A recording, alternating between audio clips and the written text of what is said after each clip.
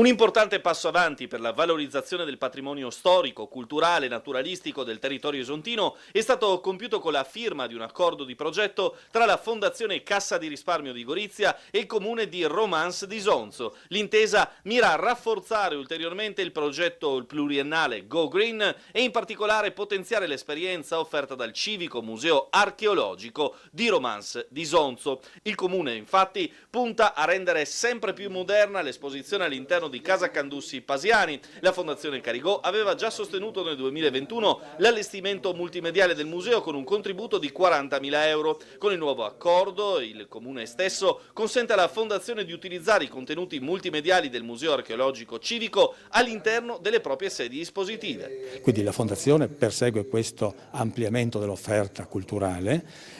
Il Museo Longobardo è una eccellenza, secondo me, che va assolutamente incardinata. E come faremo questo potenziamento? Ci saranno ulteriori strumenti multimediali di approccio alla realtà longobarda. Porteremo qui anche l'esperienza di MetaHuman, quindi riferendosi proprio alla realtà dei Longobardi. Realizzeremo degli applicativi in lingua slovena, perché l'obiettivo dell'amministrazione è quello di riuscire a portare questo plus del museo all'interno della capitale europea della cultura. Realizzeremo una web app, quindi in modo di rendere molto più accessibile la realtà longobarda.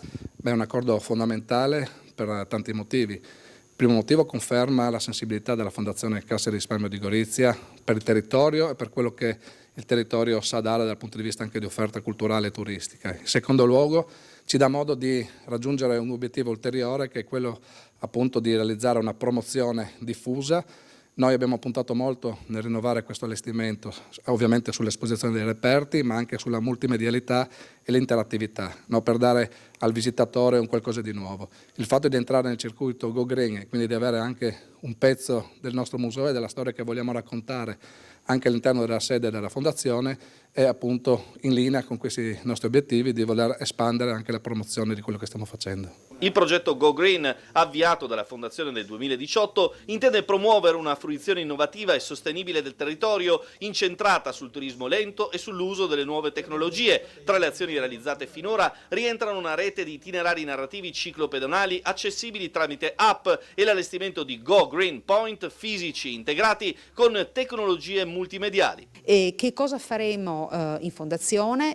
Creeremo un percorso di narrazione di carattere digitale, in cui cogliendo l'opportunità che ci dà tutto il lavoro fatto dal comune di Romans, andremo a sviluppare ulteriormente, ma soprattutto creeremo un punto prospettico di valorizzazione di quello che sta accadendo a Romans. Quindi chi verrà a Gorizia, chi esplorerà il progetto Go Green potrà arrivare qui e sarà stimolato ad arrivare qui e a scoprire quello che qua è stato fatto.